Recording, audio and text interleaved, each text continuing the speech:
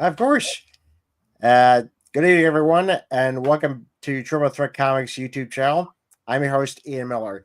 I'm looking tonight with the presence of William Russell, a very talented artist, I have to say. By looking at his stuff, I see his stuff all the time on Facebook, but now he's with us promoting a Kickstarter campaign, which I love the title, Rise of the Mummy. William, Yeah. welcome to the show. Thank you, man. I appreciate you having me. Let me share this out real quick if I can find it. But it's been a fun one, and it was actually fan voted. So a few months ago, we wrapped up Psycho Sal, which is my primary book, the hit horror comic about a serial killer in New Orleans in the 1980s, and so we wrapped that one up. And then, I knew I wanted to do a one-shot comic because I have four daughters. And I wanted to do a one-shot comic about my two twins, Victoria and Olivia, versus a werewolf in the Appalachian Mountains. So we did that story. It did well. The fans enjoyed it.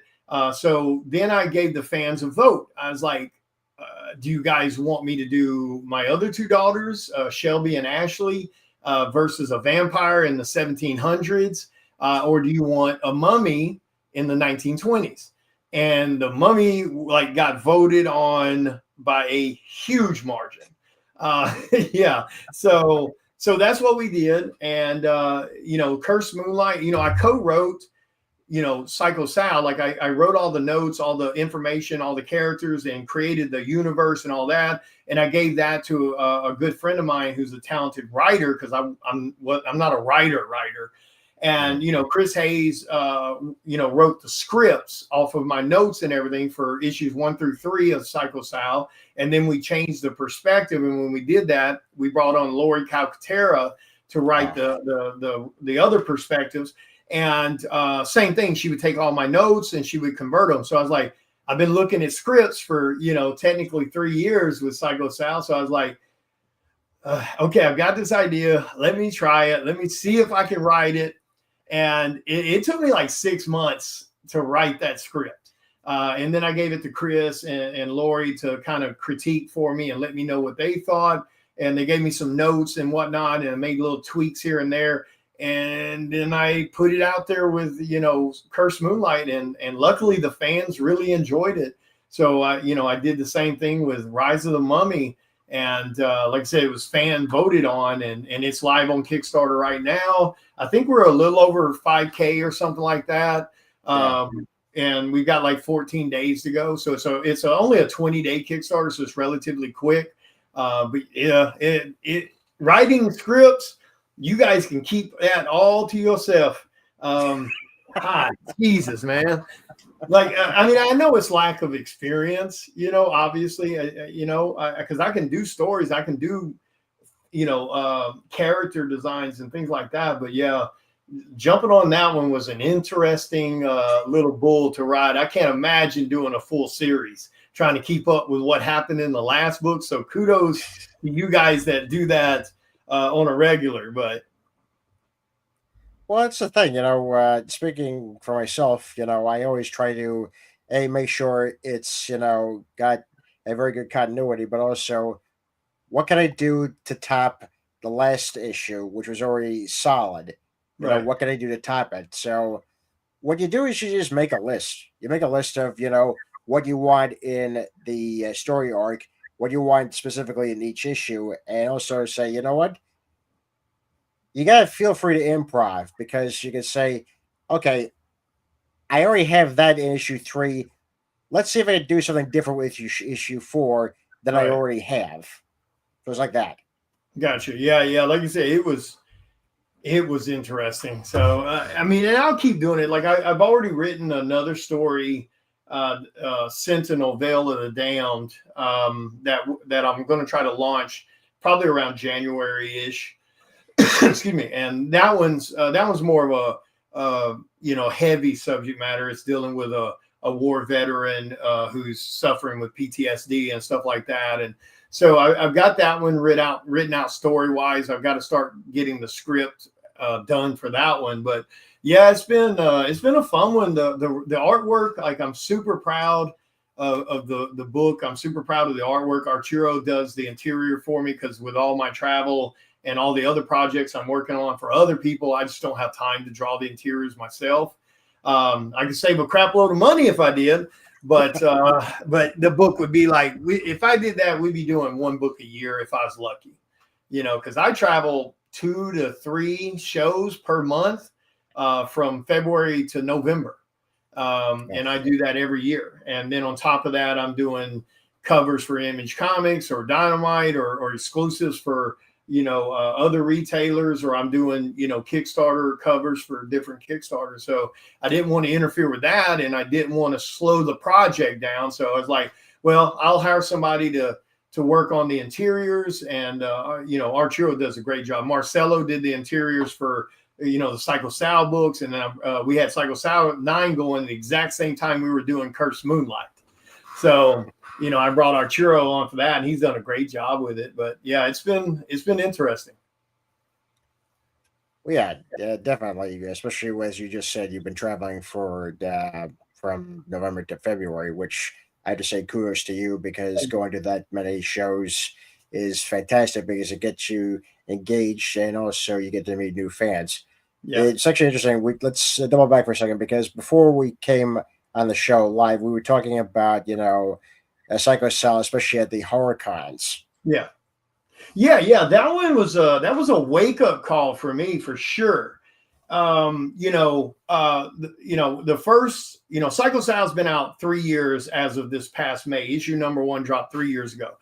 We've done, it's 9 issues total. We've done 3 books per year of that one. And, last year I did a few horror cons. This year I did a lot more mixed in with everything else. And that was interesting, seeing a horror con with a horror comic and nobody's really wanting to buy it. You get a few and that's about it. But they're buying the horror prints that I do. They're ordering horror commissions from me. So they're spending money. It's just when I talk to them, I don't read comics. And I keep trying to explain to people, one of the great things about indie, especially if you're getting into genre-specific stuff like horror or sci-fi or mystery, most of the time they do not read like comic books. Psycho Sal is written and formatted to feel like a TV show. Because we want to aim towards getting it in those hands at some point. So we wrote the book to where it flows like the way a TV show would do. And a lot of indie books kind of do that. They're a little different on how they're done, especially if you get away from the superhero stuff. They don't really feel like comics. They just kind of feel like novels with pictures, is, for lack of a better description. But seeing that was interesting because I could do regular Comic-Cons and sell tons of Psycho Sal, and then do a horror con and only sell a few.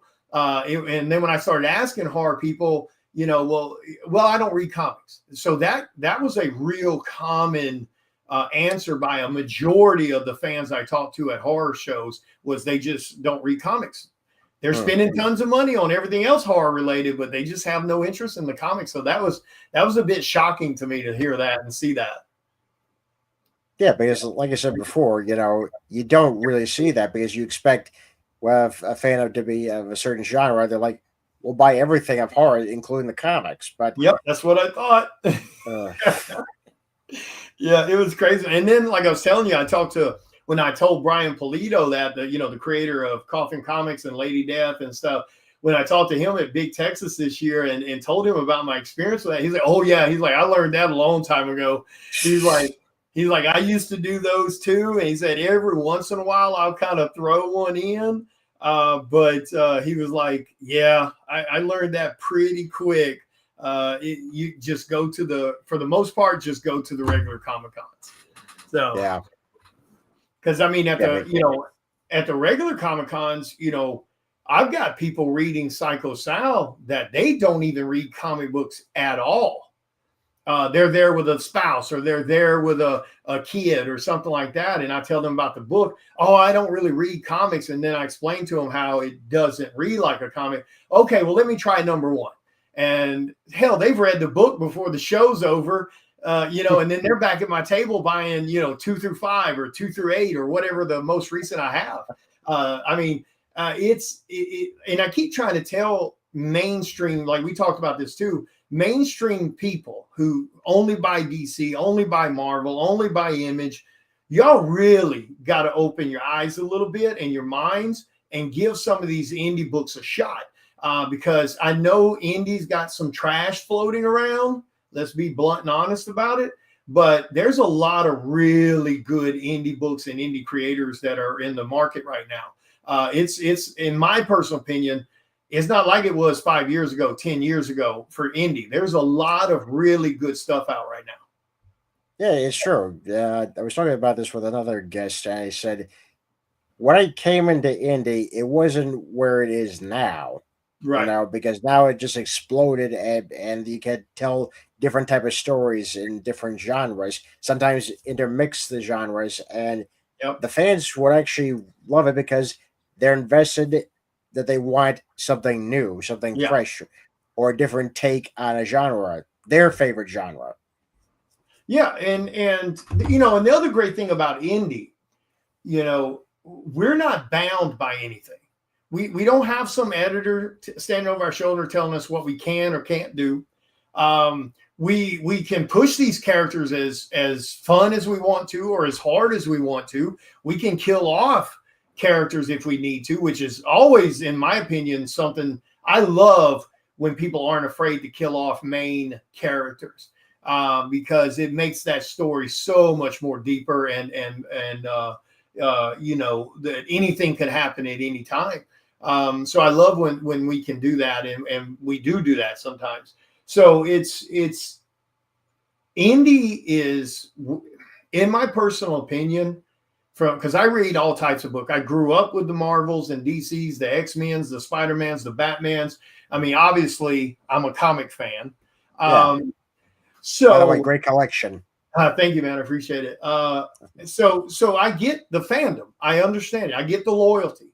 But in my opinion, if you want stories for the sake of stories, read some indie, because we're not about a bottom line. We're not about, a criteria of steps that these characters have to stay in, and you can't step outside of that because you're not allowed to rock the boat. So I think I think a lot of mainstream people that want some true comic books to read, I think they need to check out some indie. I really do. It's true, and some indie creators, myself included, are doing stuff that is very reminiscent of the 1980s and Yeah. 90s comics, because we grew up in that era and we love that type of storytelling, and we're like, we need to get back to that type of writing, so let's just do it. Well, also a lot of the people that are spending money, they're in our age group or a little younger for the most part. So tapping into some of the nostalgia is a smart thing. 80s is one of I was born in 75, so I grew up in the 80s and 90s, and it's my absolute, we're the last generation to know what it's like to not have the internet, or cell phones. And so I loved it. I loved the movies. I loved the music. I loved the comics that were out during those times, because they were legit stories, man. That was the good old days of, pre-90s, or maybe even 99 down, give or take. Those were when stories were being written for the sake of stories, like what I'm talking about with indie. They were trying to tell some exciting, edgy, fun, pushing the envelope stories. Now they're trying to cater to certain groups of people, and they're trying to pander, and they're trying to force these thoughts and opinions that were like, because I don't want to read a comic to listen to somebody's bullshit opinion. I want to read a comic to escape all the real life crap that's happening day in and day out. So the same with movies. So that's why a lot of people, I think that's why a lot of people have latched on to Psycho Sal is because it's a lot of that 80s throwback to where it's all about the story. It's not about, a certain character or a certain agenda or a certain opinion. It's just about a story. Like I was telling you earlier, Psycho Sal #1 cover A has been out for 3 years as of this past May, and it's already over 9,000 printed and sold copies. That's big for indie, especially a horror comic in indie. Yeah, because it's easy to do with it's relatively easy to do with superheroes, and it's definitely easy to do if it's all TNA. That's an easy niche market. That's why a lot of people crush on it. So, and then also Psycho Sal #1's had 7 Comic-Con exclusives, including 2 New Yorks and a MegaCon Orlando. It's had 5 comic shop exclusives, for #1. That's big for indie. A lot of, knock on wood, I'm so blessed that people wanted to do that, because that doesn't happen every day in indie. Shit, let's be honest, most indies don't even make it past the first 1 or 2 books. So I'm super proud of it. But like I said, I think it's because, when we get people to look at it, they go, oh shit, okay, this is old school. This is back to the kind of storytelling I grew up with. So, I think there's a place for it. It's even, and not to toot our own horn, Psycho Sal launched 3 years ago, set in the 80s in New Orleans, and we've already seen another book popped up set in the 80s in New Orleans. There you go. So, people want the old school stories back, and that's why you guys need to look at indie. There's a lot of good books. Yeah. Okay, so let's talk about Rise of the Mummy for a second. Now, you said earlier that this was obviously a fan vote, and you're putting your 2 daughters in the story. Now, I do have to ask, would you consider this a homage to the Universal Monsters movies? Oh, yeah, okay. For sure. I'm a bit of a fan of the classics. Okay, you're speaking my language, because I'm also a fan of the Universal Monsters. Karloff. So nice. There's the Wolfman, there's Frankenstein, there's Bela Lugosi on my shoulder. So yeah, I'm a big Universal Monsters fan. There's a Bela Lugosi statue right down here. So I don't even know if you can see it. See it down? Wow. So yeah, I'm a big one. I already have the Sideshow Frankenstein, Boris Karloff Frankenstein ordered. I already have the Bride of Frankenstein statue. So yeah, I'm a big nut. So yeah, it's definitely an homage. Both books are done in black and white to pay respect to the classics. But yeah, it's we don't see books like that anymore. We just saw, they just dropped those new blanks. They dropped the regular books too, but they've done the Frankenstein new book, the Dracula, the Creature from the Black Lagoon, and the Mummy, I believe, are the ones that are out right now. And then I think what's the one that's coming? I think Phantom of the Opera might be coming or something, which is weird. I don't know why they didn't drop Wolfman unless maybe they can't get the rights to it yet or something. I don't know. Because that's weird that Wolfman hasn't dropped yet. It should have been Dracula, Frankenstein, Wolfman, then the Mummy. That's what should have happened. But yeah, still no Wolfman. But I don't know, man. It's, like I said, I think a lot of people are clamoring for stuff they haven't seen before. Like I said, Curse of Moonlight did very well on the Kickstarter. The first show I went to with that book was New York Comic-Con this year. And I took 60 copies of that book, issue #1, cover A, with me. They sold out in the first 2 days. Gone. So, so people are definitely wanting different. I think they're burnt out on the superhero shit.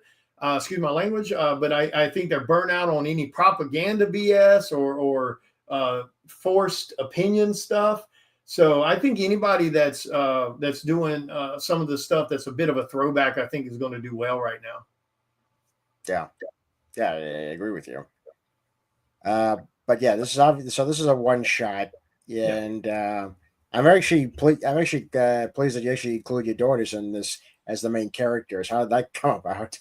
I just, my daughters, I love my daughters. They're awesome. They're all hard workers and they're all solid people.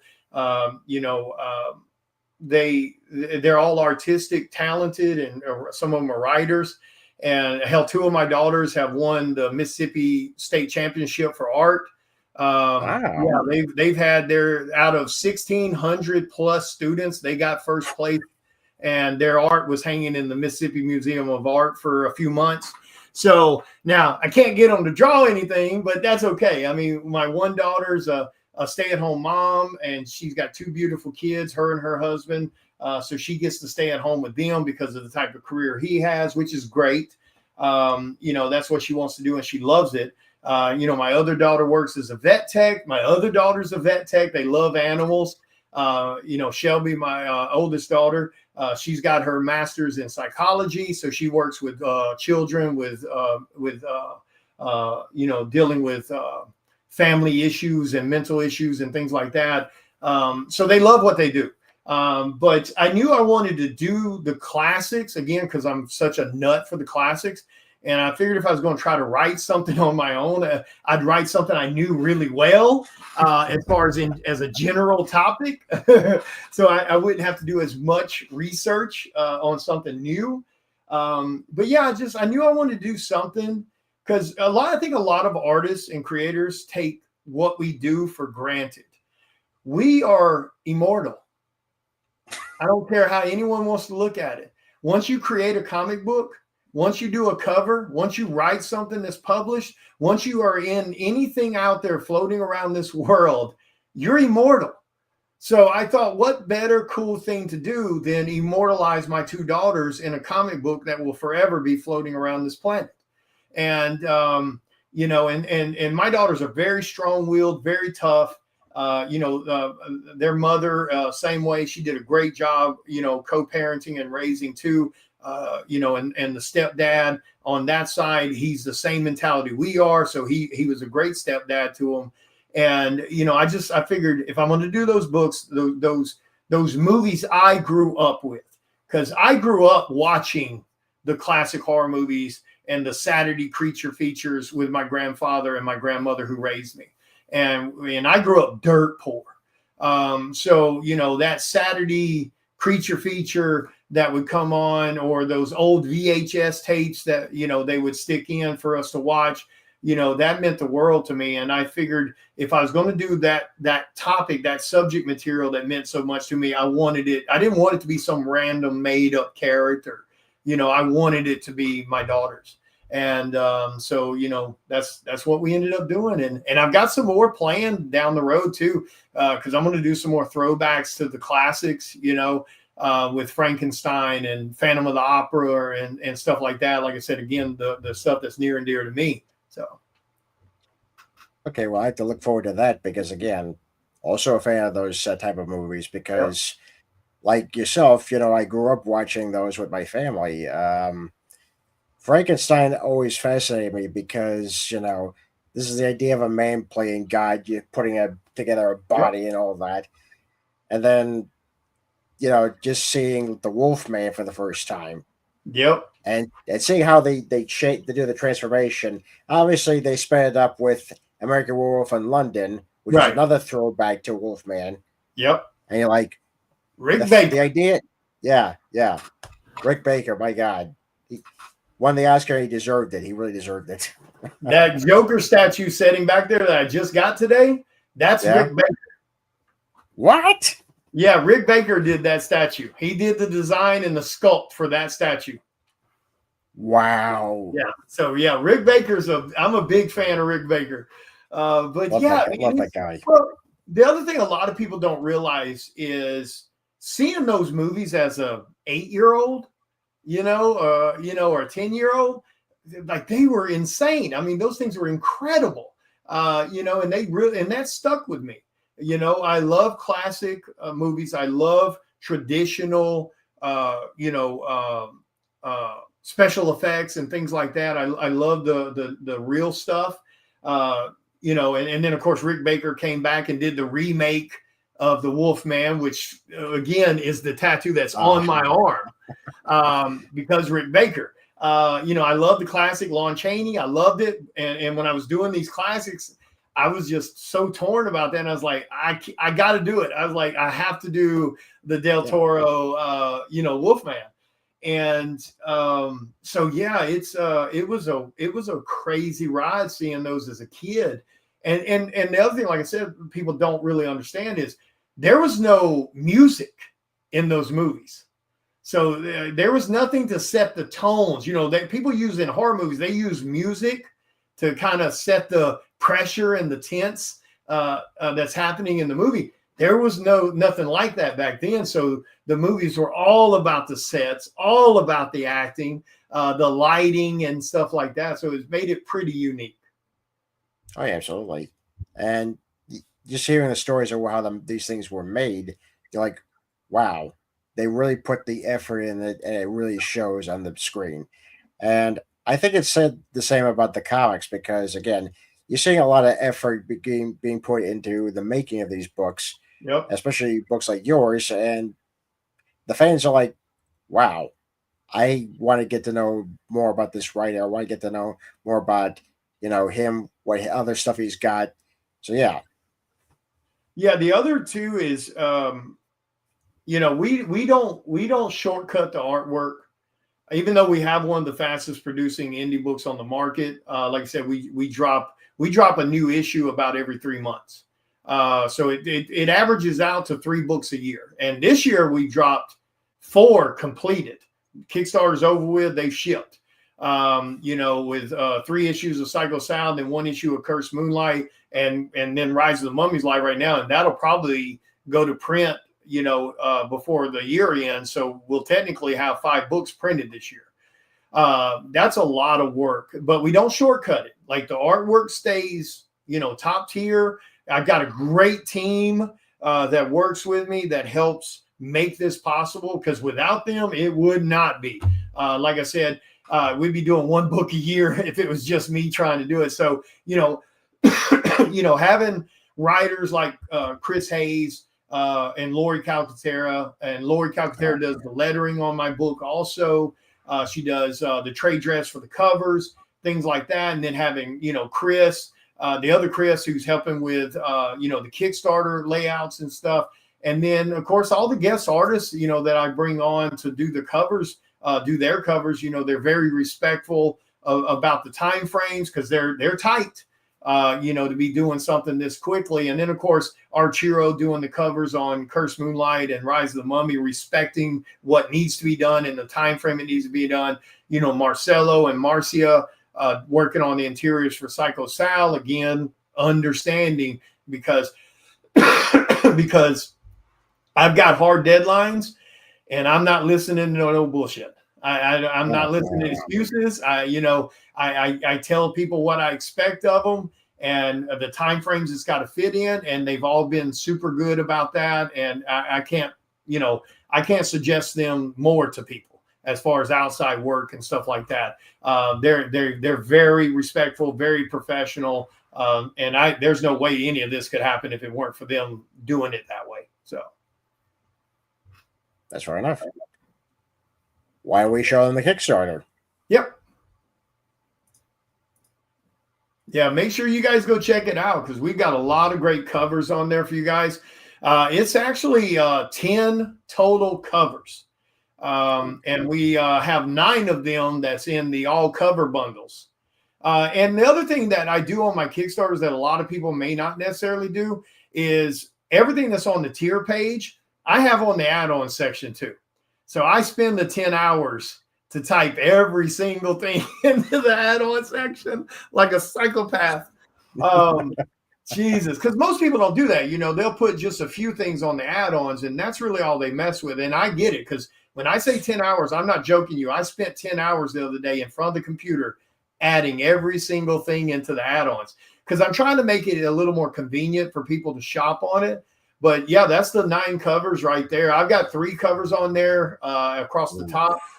That's the Mummy cover A cover by me. Then we've got the Shelby cover, my oldest daughter, with the Pharaoh version of the mummy. And then we have Ashley, my youngest daughter, with the Pharaoh mummy.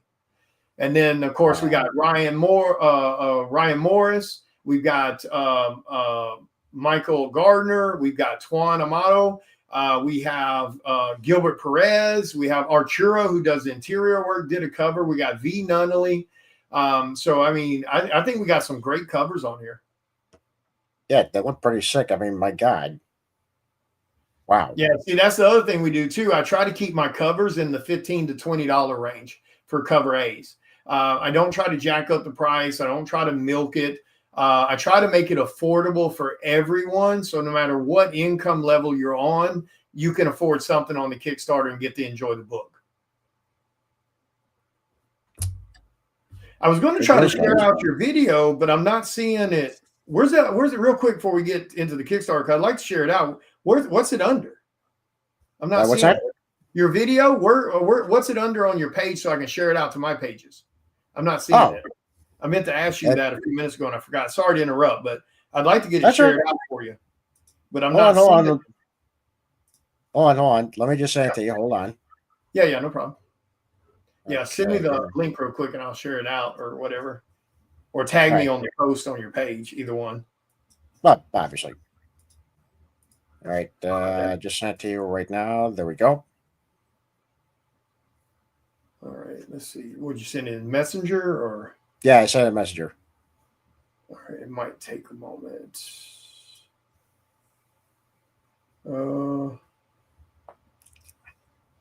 Is it on your page? Damn it. You know what? I forgot to send a link to my page, my Facebook page. My mistake. That's okay. Yeah. Share it to your page, and then I'll share it. That way I can get people over to your page also. Yeah, absolutely. Let's see. Oh. You're sharing it to Triple Threat? Yeah. All right. Come on. All right. I just saw it pop up. Let me see. Well, I saw it pop up in a Messenger. Let me. Sorry about that. I meant to ask you earlier, but I got sidetracked there chatting. It's all right. It's all right. Got sidetracked myself. Oh, yours is being shared straight to YouTube. Yeah. Gotcha. Okay. Yeah, normally on mine, I share it to YouTube, but I'll share it out to my page also. Because I think you get like, what, 2 options or something? Or 3? You do. You do get 2 or 3 options, but for some reason, my link was not working at the moment. So that's okay. I'm sharing it now, so we'll get some people jumping in. But yeah, go ahead. Ask any questions you might have there about the Kickstarter. Okay, so I think these are definitely great prices for your covers, and even the bundle is a pretty good price as well. Yep. Yeah, I try to keep it affordable. I want people to enjoy the book. Oh, absolutely. Yeah, I think they will. I love Lori Calcaterra. She's fantastic. Oh yeah, Lori's awesome. She's the same. She has that same mentality we have. It's all about the fans. It's all about giving back to the community. It's all about lifting others up, things like that. And I think we're lacking that a lot in this industry. I think too many people, and I'm not trying to be mean about it, but I think too many people get caught up in the me mentality. And, I think this industry, I think it operates better when you actually take the time to look at other people's stuff, see the things they're working so hard on, and try to share out them or share your platform. I do something unique with all of my Kickstarters. I usually bring on 6 to 8 guest artists per Kickstarter, give or take. And I always make sure 2 of those spots are for someone who's never been published. So that way, and I'm not saying I have this massive platform, but I do have a pretty good platform and I do have a pretty good fan base that show up and show out. So they are getting seen some. And I mean, I've got a lot of artists who I've given those positions to, who have done covers for other Kickstarters now. They've done retailer exclusives for, Image Comics and Dynamite. So it does help.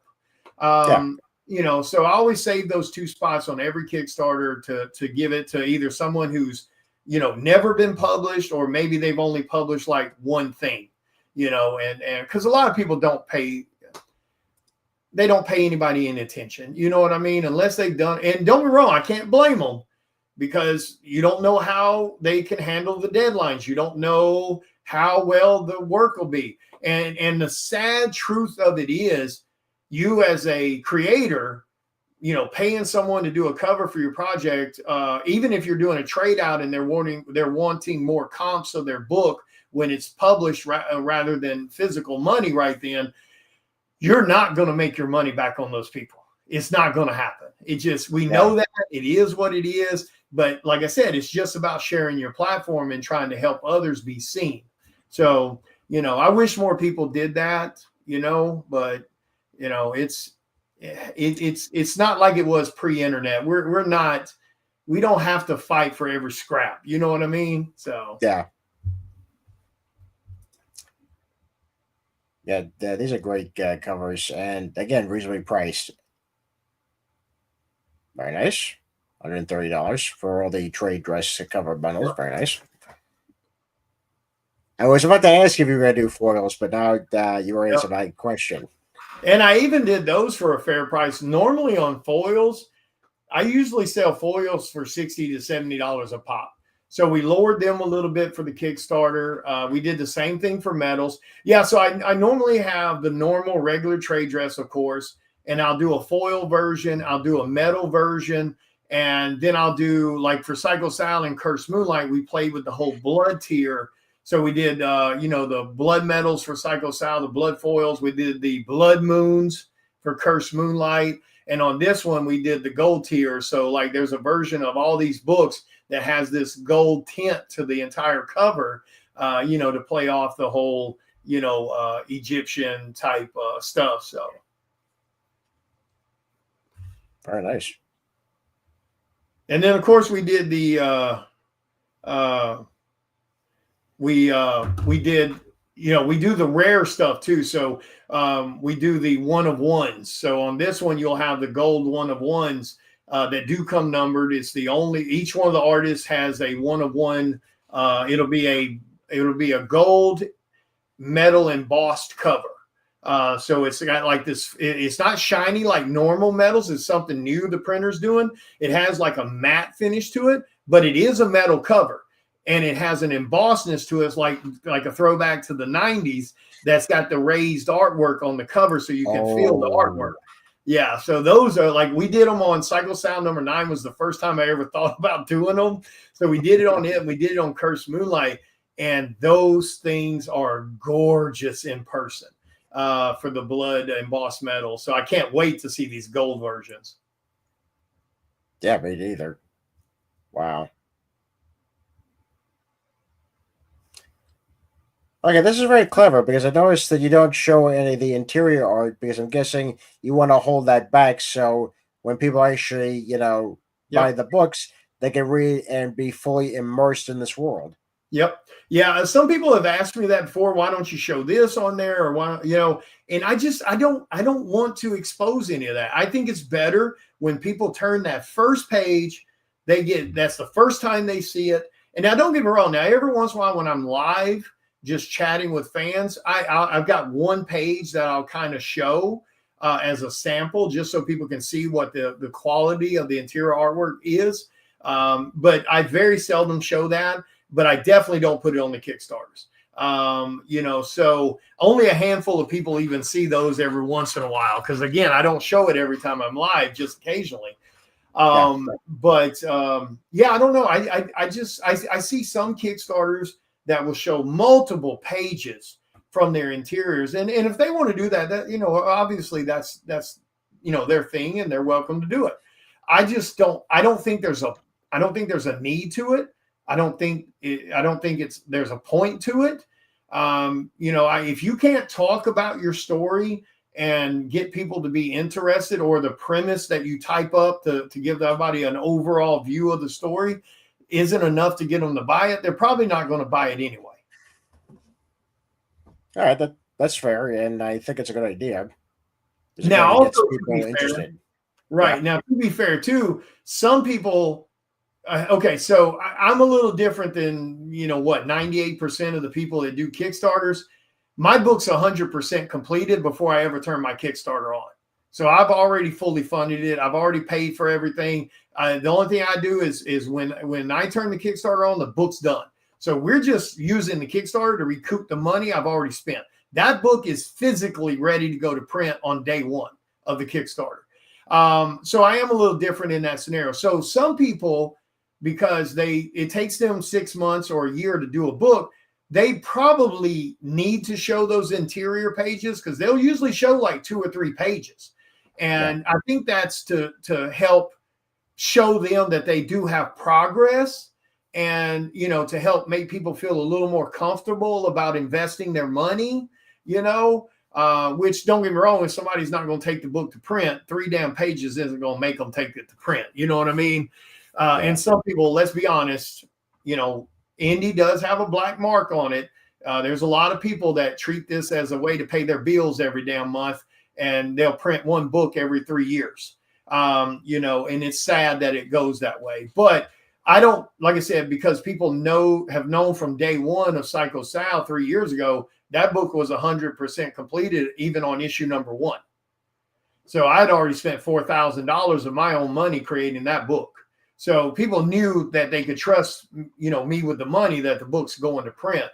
But like I said, so I guess that's why some people do it, is just to help people feel a little more comfortable about giving them their money, and they can see a little bit of what they're going to get, I guess. But yeah, I've never done it, and don't plan on it. So, hey, whatever works for you, and it clearly works for you. Yeah, it's been there's the gold covers. Wow. Wow, isn't that amazing? Dude, those things are, and see, even in that scenario, so these will be limited to 15 to 20 per on the Kickstarter per cover. Mm-hmm. That's all we'll do. We won't print those ever again outside the Kickstarters. We don't ever reprint them. Anything that's on, the only book on the entire Kickstarter out of 9 covers will be my cover A of The Mummy. That will be the only book that will be printed after the fact. That'll be on my website or at shows. You will not be able to get anything else on that Kickstarter once it's over. Yeah, that, folks. And I've done that since issue number 1 of Psycho Sal. That's been, and don't get me wrong, I would have made a shitload more money if I'd have done it. Because I get people all the time. Because, I've had Ryan Kincaid on my Kickstarter. I've had Miko Swan on my Kickstarter. I had Ken Hunt on my Kickstarter. So I've had Peter Smith on my Kickstarter. Wow. So I've had a lot of big names do covers for Psycho Sal that I know damn well if I printed more, they're gone. But, I told people from the get-go, they're Kickstarters only, and I've stood by my word on that ever since. Some people tell me I'm insane for doing that. But I don't know. I like the idea that they're rare. I think it's good that they're rare because, again, people will be invested in buying them, and then once they're gone, they're gone. Yeah, and I do. See, again, I'm a little weird like that. I do that rarity even with my prints that I have on my wall behind me at shows. My prints are limited to 300 a piece. Once I sell out of them, I don't reprint that print ever again. So if I want that Batman back on my wall, I got to sit down and draw a whole new Batman. If I want that, Dr. Doom, I got to sit down and draw a whole nother Dr. Doom. Oh, man. I think people get too comfortable with the print button. You know what I mean? I would say so. Yeah, they tell people how rare this or that is, and then all of a sudden they find this imaginary box of books in a warehouse. How many times have we seen that shit? On mainstream people, resellers, flippers who do Marvel exclusives, and they tell you this 3,000 print run book sold out, and then 6 months later they magically find a box in their warehouse. Too many times. Yeah. So, and I don't, I mean, on our world, it doesn't matter that much because no matter what, these things are going to be low print runs, for the most part. I mean, it's lucky, you're very lucky and very privileged if you get past 1,000 of a book printed and sold. I mean, that's just the truth of it. To be able to sit there and say you've passed 9,000. I am so beyond proud of that, and it's all because of the fans. And I think a lot of people need to go back to remembering that the fans are what makes all this possible. You and I don't make this possible. The fans don't owe us any damn thing. I don't care how famous you might be as an artist or a creator, but we owe them everything. I mean, they're the ones who make all of this possible. So I love my fans, man. They've shown up, and like I was telling you earlier, I do feel bad sometimes because I'm dropping work so often, other people's projects, my projects, et cetera, et cetera. I know I hurt their pocketbook, and I'm so grateful that they still show up. They show up on every Kickstarter. They show up on every damn exclusive. They come out to the shows to see me. I can't fathom how people can't understand that fans are the bloodlines of what we do. It's true, folks. It's always you guys. You guys make us want to be better. Yeah, that's definitely true. I love the fans, man. I don't care how tired I am. I don't care how spent I am. The minute I see that first damn fan at a show and they're waving at you as they're walking towards your table, dude, it wipes it all away. I mean, no matter the drama behind the screen, behind the doors with the other, idiots, it washes it all the way the first time you see that first fan grinning at you and waving. These are fantastic. The gold embossed ones. Wow. Yep, that'll be the one of one medals. Yep, they'll be gold embossed one of one medals. And then, of course, you had to throw the fun stuff on there. So we got the cursed medallion, and I had those cursed by a voodoo lady. So they do work. So I wish you guys the best on the cursed medallions. Okay. And I had to do something fun with the mummy because I did something like insanely fun on Cursed Moonlight. So there was an actual hunter's kit, werewolf hunter's kit you could buy on Cursed Moonlight. It came with a 1700s revolver, a replica revolver gun. It came with 6 actual silver bullets. It came with 2 werewolf fangs, a compass, and it came with all the covers that were in the Kickstarter. So it was a big box. It was a little bit more expensive, but it was freaking cool as hell. This one, I went a little easier. I didn't add in the all covers. I just wanted to create something fun. So I did the archaeologist kit that actually comes with one of those zip up holders that has a bunch of brushes and tools in it. It comes with Arturo's cover that's included in the kit. It'll actually come with a map that I'm working with someone to have printed of the Valley of the Kings. So it'll actually come with a map of that area. So it's pretty cool. Like I said, people call me insane. Everybody does the normal stretch goals and, stickers, bookmarks, mini prints, etc. And I've done those from the get-go too. But I always try to add in some little fun stuff. Like we did a raffle not too long ago on Psycho Sound number 9. I wish I'd have thought about it prior to that. But we did a raffle for Psycho Sound number 9 pre-launch of the Kickstarter where the fans could buy a spot in the raffle, and whoever won that raffle got their likeness drawn into a full splash page in the book being murdered by Psycho Sal. So, you'll see that every once in a while. Oh, here's $400. You can buy a little cameo in a back panel of a background character. Like we've seen that. It's still rare, but we've seen that. We've never, ever seen a raffle where you get drawn as a full body splash page in the book being murdered by the character. So we did that with Psycho Sal #9. That was a huge hit. Cameron McNeil won that. And we did that. And then on Rise of the Mummy, we did another one.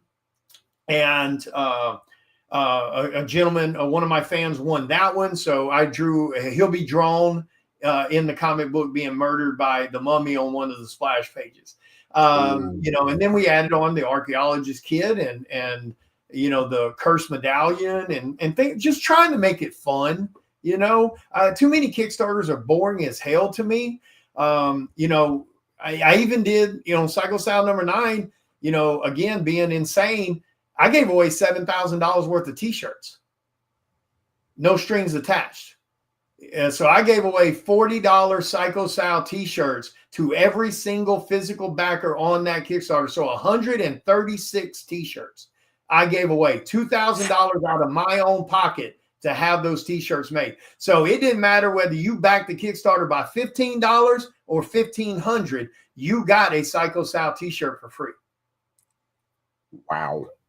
But I mean, I look at it, like, people call me stupid for that. People call me insane for that. They had just made Psycho Sal a huge hit. 8 Kickstarters, over 9,000 issue #1 sold. We've had 6 Comic-Con exclusives. We've had 5 comic shop exclusives that wanted to do a cover for that book. I thought it was a great way to give back. And now I've got people walking around Comic-Cons with Psycho Sal t-shirts on. So hey, it's a win-win. I mean, you give back to the fans, you show them you're serious. Now, we did the t-shirts on Psycho on what did we do? The last Kickstarter. Oh no, that was Psycho Sal #8. Psycho Sal #9. I did the t-shirts again, but now this time I did the trucker hat and the t-shirt. Well, but you had to spend a certain amount of money on the next one. In which we passed the $10,000 stretch goal. So everybody gets Psycho Sal trucker hats on Psycho Sal #9 that spent $50 or more, which is still relatively cheap. I mean, the shirt, I mean, the hat costs $25 to even do. So, you know, but, you know, and then they got all the other stretch goals. I don't know. I like being fun with it, man. I like doing some stuff they've never seen before, you know? So. Well, you should, because again, it makes your Kickstarter a bit more unique than the others. Yeah, it really does. And I mean, like I said, the fans are what makes it possible. So giving back there, you know, you don't have to do it all the time. Like, I understand people can't do that all the time. People can't give away, you know, $2,000 worth of t-shirts at your own cost. I get it. You know, but you can occasionally do something. You know, whether it's, you know, give some free stuff on a live show without any strings attached. Oh, hey, I'm giving away some shit, but you got to go to my website and spend $20 first. And don't get me wrong, I'm not bashing anybody that does that. Again, this is a business, but it's okay to do something every once in a while. You know, I think the fans have earned it. I think they deserve it. And I think too many people take advantage of fans for their fandom. You know what I mean? It's true. William, I can't thank you enough for coming on to talk to us and share this project. It was great talking to you. Yep, you too, man. I appreciate it. Thank you guys so much for having me. And make sure to let me know, because you'll be launching your Kickstarter, you said, around the first of the year. So make sure you let me know if you do that. I'll be sure to share that. Yeah. And if you want to check out more of William Russell's artwork, go to artofwilliamrussell.com. In fact, let me pull up the link right here. Yep, there you go. Yep, and I've got great stuff on there. And another thing I've got the normal stuff, prints, exclusives, commission orders, mystery boxes. But something else I have on my website that most people don't do for some reason when it comes to artists, I have Afterpay and Klarna and ShopPay and all that stuff. So you can go to the website, make your purchases, and use those payment plan options to make payments on your stuff you bought. Nice. Very nice. Yeah, obviously I love Afterpay. That's how all that stuff's here. Awesome. Absolutely. Okay. Yeah. Just like to plug in my own stuff before we go. Obviously, I'm working on my comic series, Conan Hunter. Gonna be finishing up issue 5 very soon, but you can purchase issues 1 through 3 on indieplat.com. In fact, the link is right here. There's a link. Yeah. So I'm very excited about that. I'm very excited to show you guys what's going to happen in the last 2 issues because big stuff happens. You're not going to want to miss it, believe me. Yeah, this you was guys a got to long start time reading. coming. Yeah, Yeah, a if long you guys time are reading coming. indie, you got to. Like I said, there's a lot of really good books coming out of indie right now. Yeah. But yeah, man, thank you so much for having me, man. I appreciate you. Thank you for sharing your platform. Thank you for helping promote Rise of the Mummy. Thank you for shining light on some more indie projects and stuff like that. And like I said, when you launch your Kickstarter, make sure you guys tag me on it. I'll share it out to my fans and give them a little taste of what you got going on too. You got it. Well, folks, I think that's going to be it for us tonight. I'm Ian Miller, and this has been Triple Threat Comics YouTube channel. Have yourselves a great night. Have a great night, guys. Thank you.